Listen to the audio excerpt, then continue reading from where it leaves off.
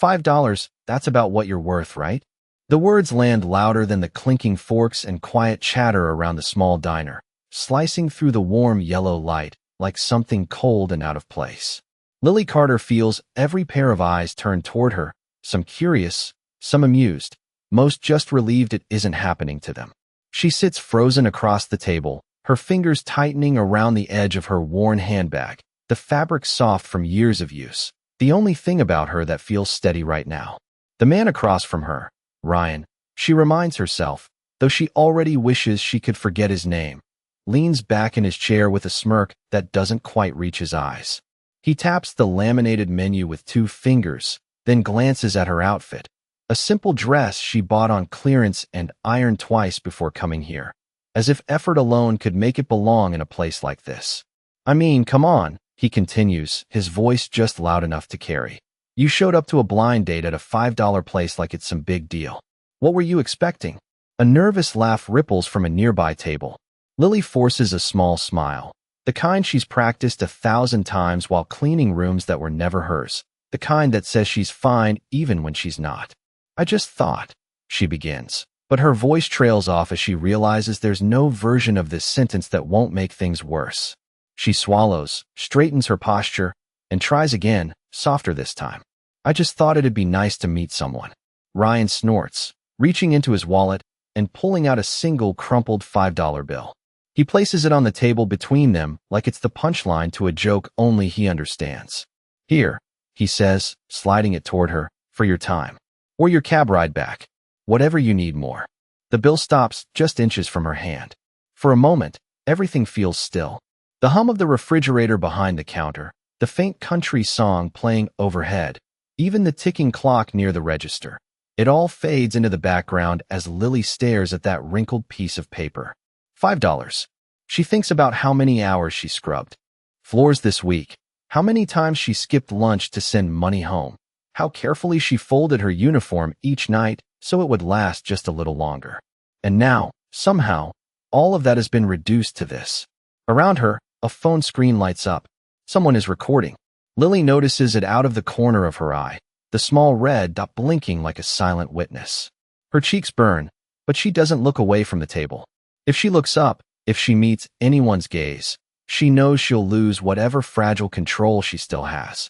You should take it, Ryan adds, his tone almost bored now, as if the moment has already stopped being entertaining for him. Wouldn't want you to leave empty-handed. Lily inhales slowly, her chest tight, her thoughts racing in circles with nowhere to land. She could stand up and walk out. She could say something sharp, something that would make him regret it. But the truth sits heavier than pride. $5 is still $5. It's a meal. It's bus fare. It's something. Her hand shifts slightly on the table, hovering just above the bill, caught between dignity and survival. And that's when another hand reaches in first, steady and unhurried, lifting the $5 bill before she can touch it. The movement is simple, almost quiet, but it cuts through the tension in a way nothing else has. Lily's breath catches as she looks up, her eyes meeting those of a man who wasn't part of this moment a second ago. Or maybe he was, just unseen, sitting in the corner where the light doesn't quite reach. He studies the bill for a brief second, then glances at Ryan, his expression calm but firm in a way that makes the air shift. You're right about one thing, he says evenly, his voice low but impossible to ignore. $5 does say a lot. He places the bill back on the table, not in front of Lily this time, but directly in front of Ryan, his fingers lingering just long enough to make the gesture unmistakable. Just not what you think it does.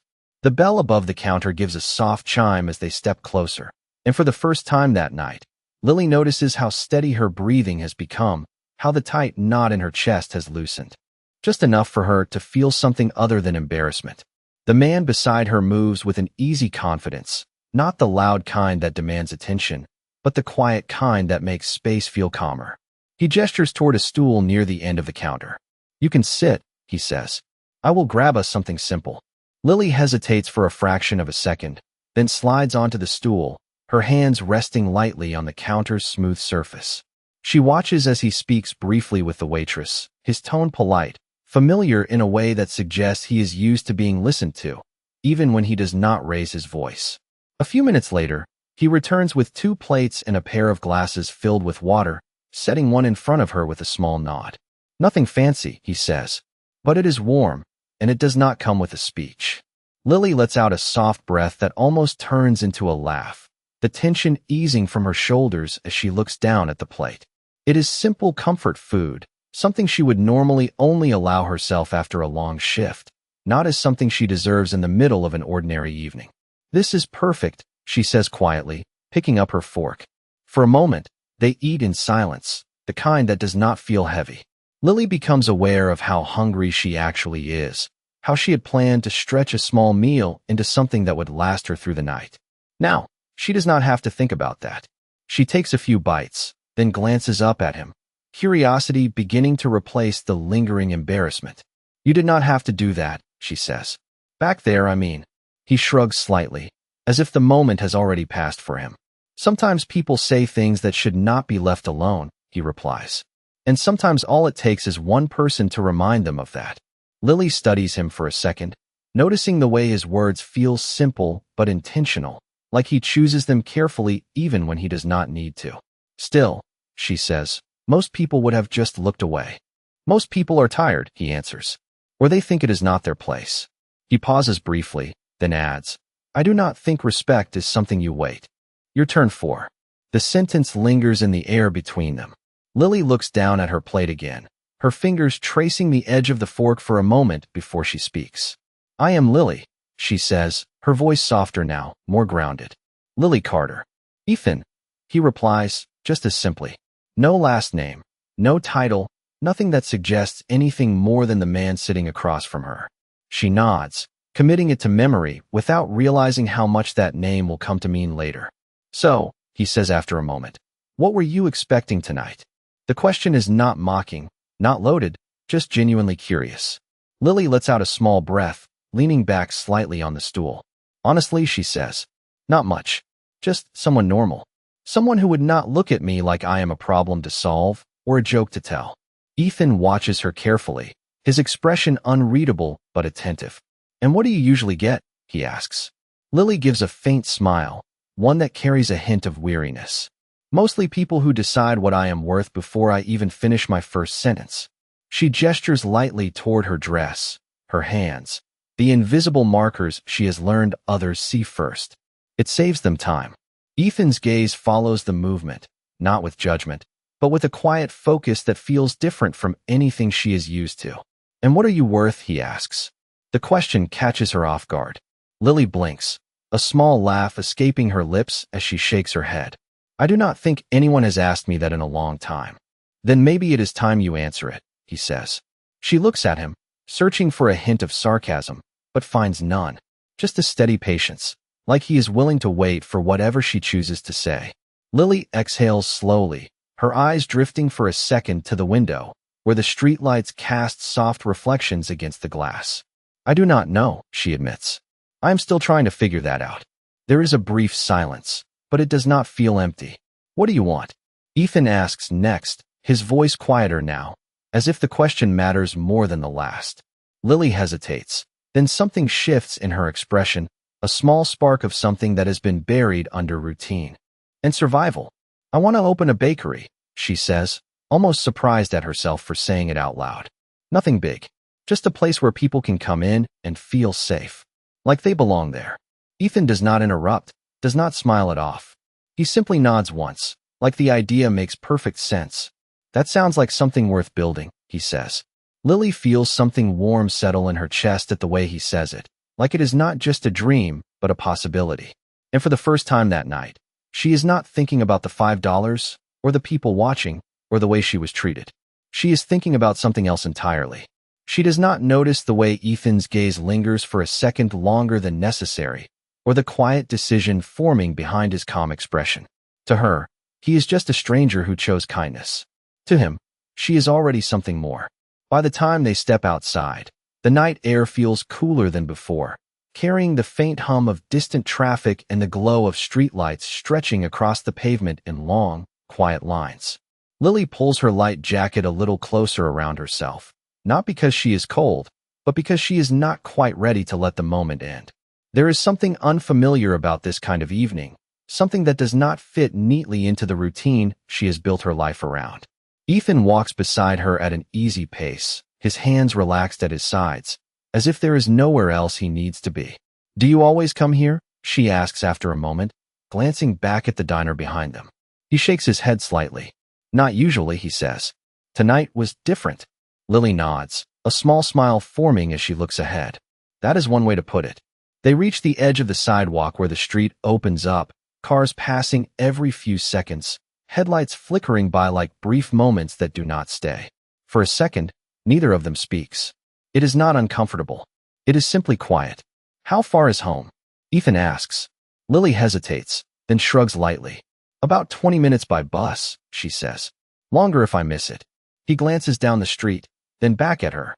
"Did you want to wait here?" he offers. "I can stay. Until it comes." Lily studies him again, that same careful instinct rising for a brief second, the one that has kept her safe more times than she can count. But there is nothing in his expression that feels pushy or expectant, just a simple offer. "You do not have to do that," she says. "You have already done enough." "I know," he replies, a faint hint of a smile in his voice. "But I would like to." The answer settles something in her. She nods once. "Okay." They move toward the bus stop, a small metal bench beneath a flickering streetlight. The paint is chipped, the surface slightly cold as Lily sits down, folding her hands together in her lap out of habit. Ethan remains standing for a moment, then leans casually against the pole beside the sign, close enough to talk, far enough to give her space. "So," he says after a beat, "you work nearby?" Lily nods. "A few blocks over," she says. "Cleaning service. Mostly offices, sometimes houses." She pauses, then adds, "It is not glamorous, but it pays." Ethan's gaze softens slightly, not with pity, but with something closer to understanding. "And you have been doing that long?" "Since I was 19, she replies. "I am 24 now." She gives a small shrug. "It is steady. That matters." He nods slowly, as if filing that away, every detail carrying weight. "And the bakery," he says. "Is that something you have started planning, or just something you think about?" Lily lets out a quiet breath, her eyes drifting down to her hands. "Mostly thinking," she admits. "I have a notebook. Recipes, ideas, little sketches of how it could look. It is kind of silly." "It does not sound silly," Ethan says. "It sounds like a blueprint." The word catches her off guard. She looks up at him, surprised at the way he reframes something she has always kept small, almost hidden. "A blueprint," she repeats softly. "Every real place starts as an idea," he says. "Then someone decides it is worth building." Lily feels that warmth again, stronger this time, spreading through her chest in a way that feels unfamiliar but not unwelcome. Before she can respond, the low rumble of a bus approaches in the distance, its headlights growing brighter as it nears. Lily glances toward it, then back at Ethan, a strange sense of reluctance settling in. "That is mine," she says. He nods, straightening slightly as the bus pulls up with a soft hiss, the doors folding open. For a second, she stays seated, as if giving herself one more moment. "Thank you," she says again, her voice steadier now. "Not just for earlier. For all of it." Ethan meets her gaze, something unreadable passing through his eyes before he answers. "You deserve better than what happened tonight," he says. "Do not forget that." Lily holds his gaze for a second longer, then stands, stepping onto the bus and turning back briefly before the doors close. As the bus pulls away, she watches him through the window, his figure growing smaller but somehow more defined in her mind. What she does not see is the way Ethan remains there long after the bus disappears, his expression shifting from calm to something more focused, more certain. He reaches into his pocket, pulling out his phone, his thumb hovering for a brief second before dialing. "I need everything you can find on Lily Carter," he says quietly when the line connects. "And I want it by morning."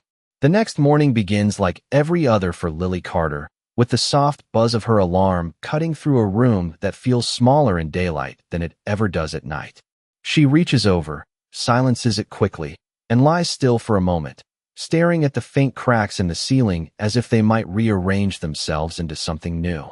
For a second, she wonders if last night really happened, if the stranger with the calm voice and steady eyes was just something her mind created to soften the edges of an otherwise ordinary disappointment. But then she remembers the way he said her dream sounded like something worth building, and the memory settles into her chest like a quiet reassurance. She sits up, pushing the thought aside as she moves into routine.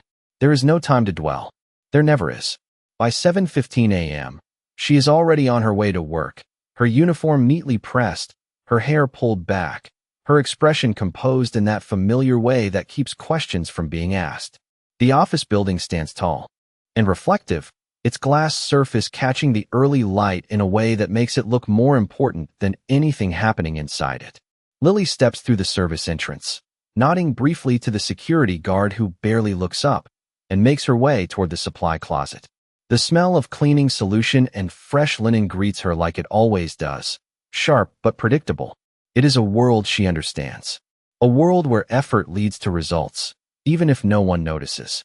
She ties her apron, grabs her cart, and begins her rounds, moving from one office to another with quiet efficiency. Trash emptied, surfaces wiped, floors polished. It is the same rhythm she has followed for years, each motion precise, almost automatic. But today, something feels slightly different. Not in the work itself, but in the way her thoughts drift back, again and again, to a man who chose to step in when he did not have to. She catches herself smiling once, faintly, then quickly looks down, as if someone might notice. By mid-morning, the building begins to fill with employees, their voices low but constant, their footsteps echoing through the hallways. Lily keeps her head down, focusing on her tasks, until a sudden shift in energy ripples through the floor. It starts subtly, a change in tone, a quiet urgency that spreads from one office to the next. Conversations lower. Chairs scrape as people stand. Someone straightens their jacket in the reflection of a glass door. Lily pauses, her hand still on the handle of a supply cart, sensing the difference before she understands it. He is here. Someone whispers nearby, the words carrying just enough weight to draw attention. Lily glances up, following the direction of their gaze toward the main corridor. Footsteps approach, measured and confident, not rushed but purposeful. She does not think much of it at first. Important people come and go all the time in places like this.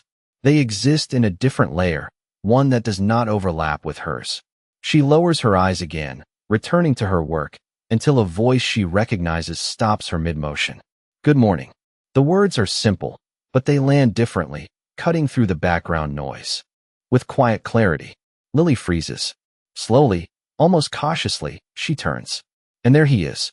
Ethan. But not the man from the diner. Not the one who leaned casually against a bus stop pole or spoke with calm certainty over a plate of simple food. This version of him stands at the center of the corridor in a tailored suit that fits him like it was made for him alone, his presence commanding attention without asking for it. People move slightly out of his way, their expressions shifting into something between respect and expectation. For a brief second, Lily's mind refuses to connect the two versions, as if they cannot possibly be the same person. But then his eyes meet hers, and there is no mistaking it. The same steady gaze, the same quiet awareness, the same man who told her she deserved better. Her breath catches, her grip tightening slightly on the cart handle as the realization settles in. He is not just someone who happened to be there. He is not just a stranger. He is something else entirely. And somehow, without warning, the distance between their worlds has just become impossible to ignore.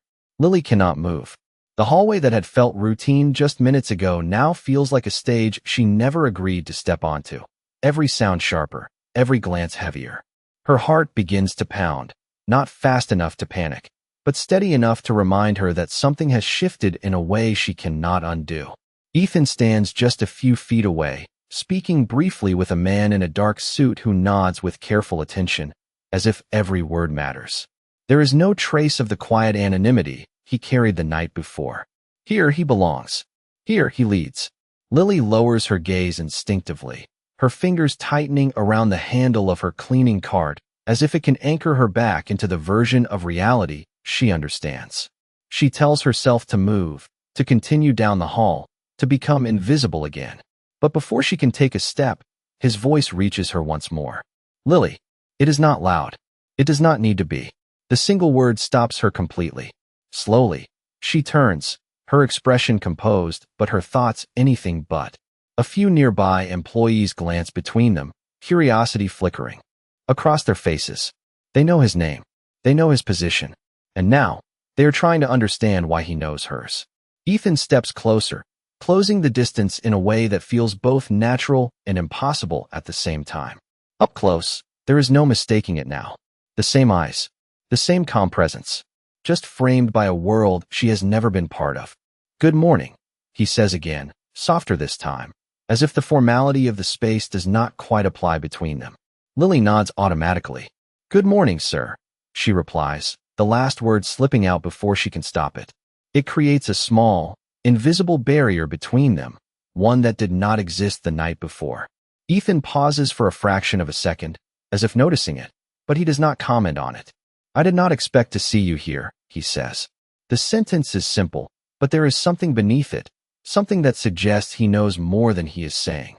Lily swallows, forcing her voice to remain steady. "I work here," she explains, gesturing lightly to her cart, to the uniform that now feels more visible than ever. "Cleaning services." There is a brief silence, not awkward, but charged with the weight of realization. Ethan nods slowly, as if confirming something he already suspected. "I see," he says. Around them, the hallway has grown quieter again, not because people have left, but because they are listening without appearing to. Lily feels it, the subtle shift in attention, the way her private moment has become something observed. It makes her shoulders straighten slightly, her posture more guarded. "If you will excuse me," she adds quickly, stepping back just enough to create space. "I should get back to work." Ethan studies her for a second, something thoughtful passing through his expression. "Of course," he replies. "I did not mean to interrupt."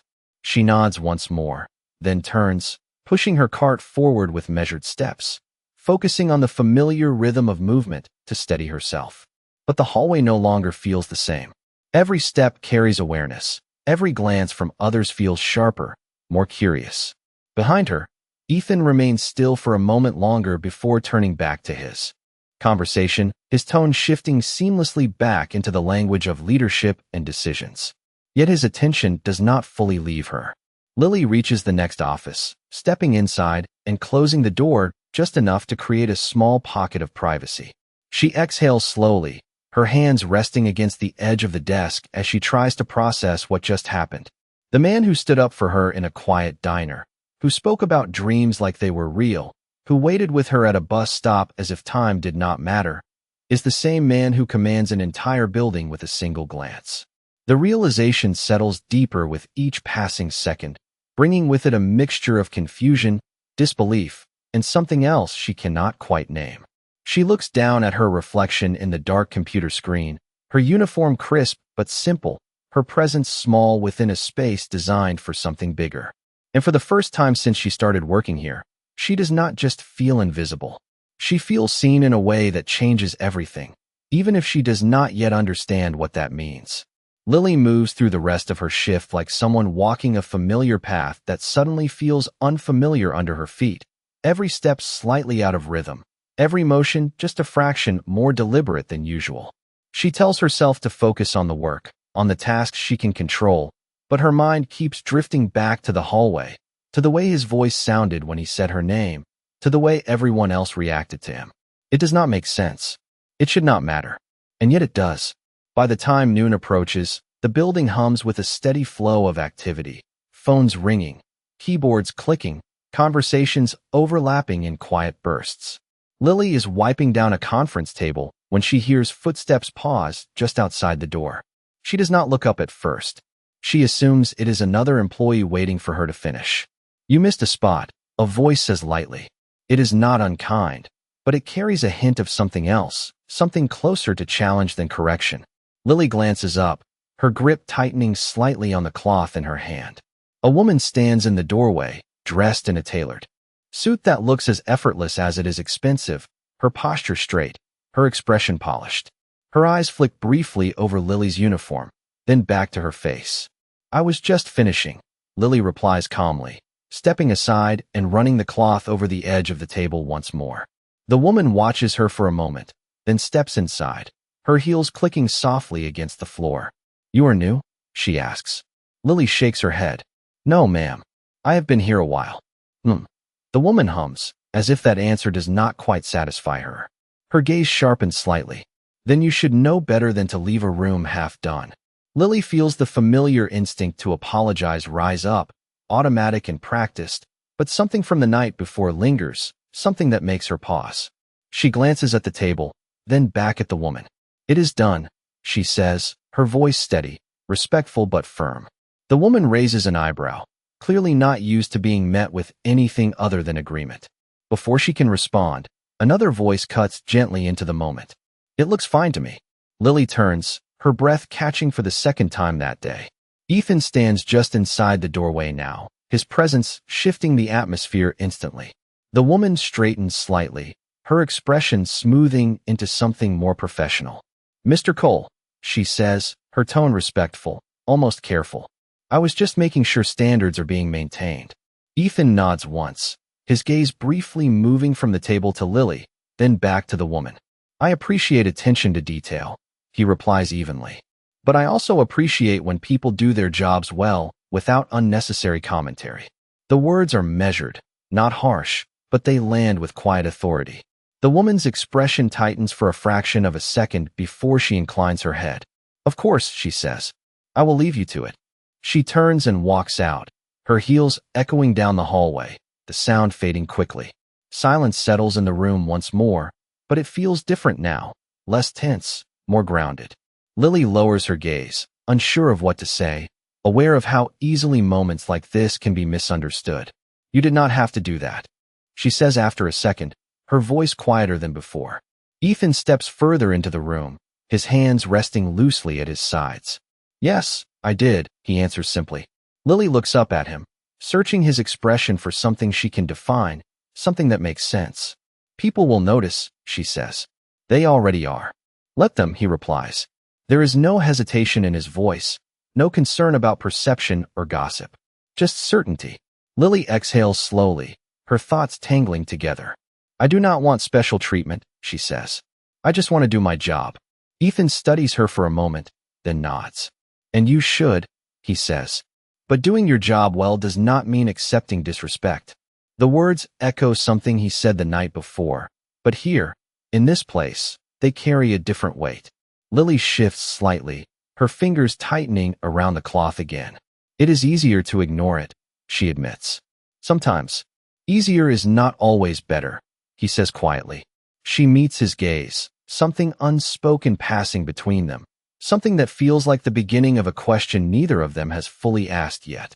For a moment, the distance between their worlds feels both obvious and irrelevant at the same time. Then the sound of voices in the hallway returns, breaking the stillness, reminding them where they are. Lily looks down again, stepping back toward her cart. I should finish up, she says. Ethan nods once, but he does not move immediately.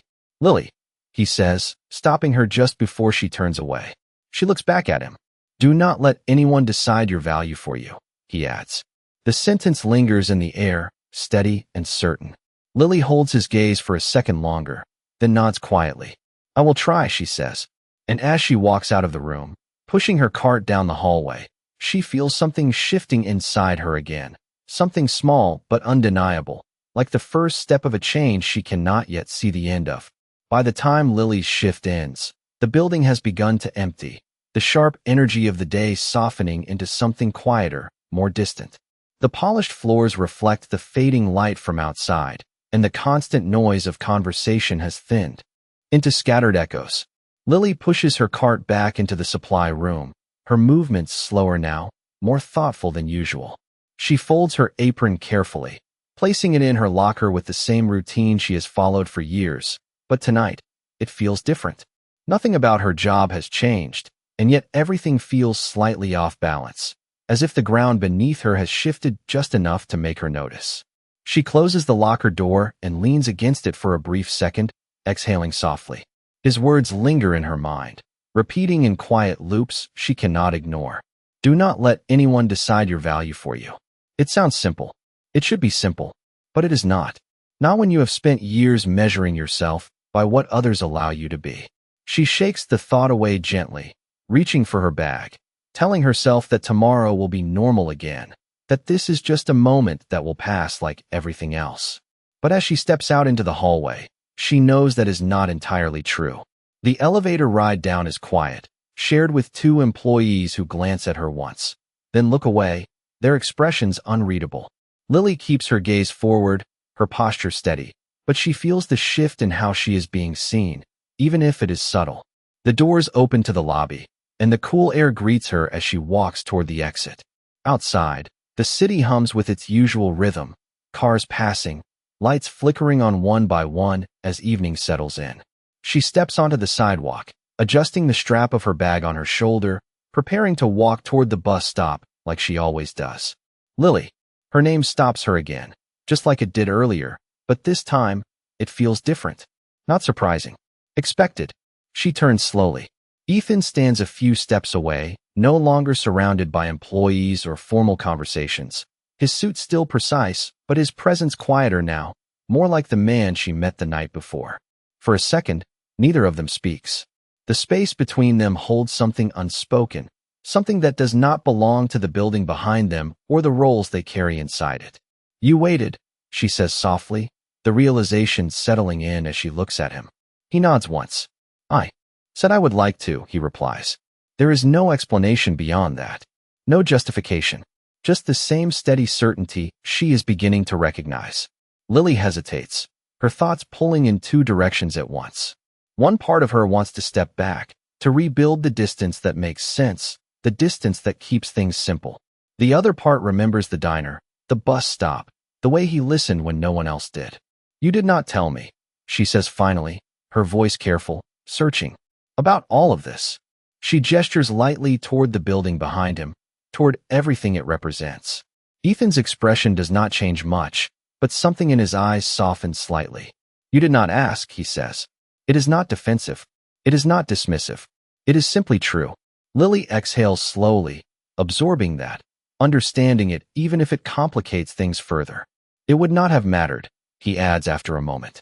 "Not last night." She studies him, trying to decide if that is something she believes or something she wants to believe. "It matters now," she says quietly. The words hang between them, honest and unavoidable. Ethan nods once, acknowledging it without trying to argue. "Then let it matter," he says. "But do not let it change what you saw before you knew." Lily looks at him, really looks this time, beyond the suit, beyond the position, searching for the man who stood beside her when no one else did. And she finds him there, unchanged, steady in a way that feels real. The city moves around them, cars passing, people walking by, but for a moment, it feels like none of it reaches them. Just two people standing on the edge of something neither of them fully understands yet. And for the first time, Lily does not step away. The moment lingers just long enough to feel like a decision waiting to be made.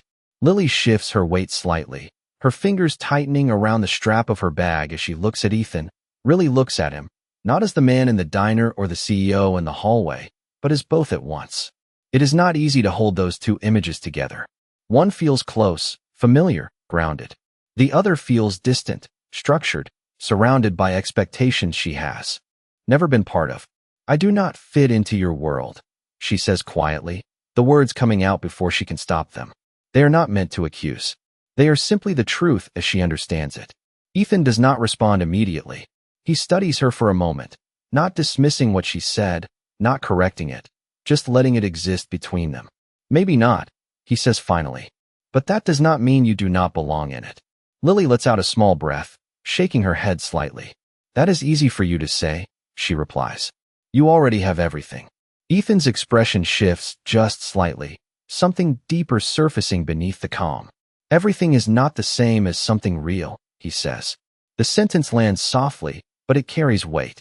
Lily looks at him, unsure how to respond, because part of her understands that, even if she does not fully know why. "Last night," he continues, "you did not see a title. You saw a person. That matters more than anything in that building." He gestures subtly behind him, toward the glass structure that still reflects the fading light. Lily follows the movement with her eyes, then looks back at him. "And what about today?" she asks. "Everyone else sees something different." "That is their choice," Ethan replies. "It does not have to be yours." The words settle into her slowly, not as an answer, but as an invitation to think differently. Lily looks down for a moment, her thoughts moving through everything that has happened: the diner, the bus stop, the hallway, the way people reacted, the way she felt. It would be easier to step back, to return to what she knows, to let this become a story she tells herself later about something that almost happened. But something inside her resists that. "You said my dreams sounded like something worth building," she says, her voice quieter now, more certain. Ethan nods once. "It is." She takes a small step forward, closing just a fraction of the distance between them. "Then I do not want it to stay a thought," she continues. "I want to try." There is no dramatic shift in his expression, no sudden reaction, just a steady understanding, as if he has been waiting for her to reach that point on her own. "Good," he says. "Then we start there." Lily hesitates, then adds, "But not because of you." The clarification matters to her, and she holds his gaze as she says it. "Because of me." A faint smile touches Ethan's expression, not wide or obvious, but real. "That is the only way it works," he replies. There is a pause, but it feels different now, not uncertain, not fragile, but open, like something has settled into place. Lily exhales slowly, a sense of clarity replacing the confusion that has followed her all day. She is still standing on the same sidewalk, still wearing the same clothes, still heading to the same small apartment. Nothing around her has changed, and yet everything feels different. Ethan reaches into his pocket then, pulling out something small. For a second, Lily does not recognize it. Then he holds it out, and she sees it clearly. The $5 bill, flattened now, smoothed carefully, no longer crumpled. She looks at it, then back at him, a question forming before she speaks. "Why do you have that?" she asks softly. Ethan glances down at it briefly, then back at her. "Because it is not what he thought it was," he says. He places it gently in her hand, his gesture deliberate but light. "It is where you decided not to be defined by someone else." Lily closes her fingers around it slowly, the paper warm from his hand, its meaning no longer tied to humiliation, but to something else entirely. She looks down at it one last time, then lifts her gaze back to him. This time, she does not see the distance first. She sees the choice. And as the city moves around them, loud and constant and unchanged, Lily Carter takes her first step forward, not into his world, but into her own, where her value is no longer something given or taken, but something she finally claims for herself.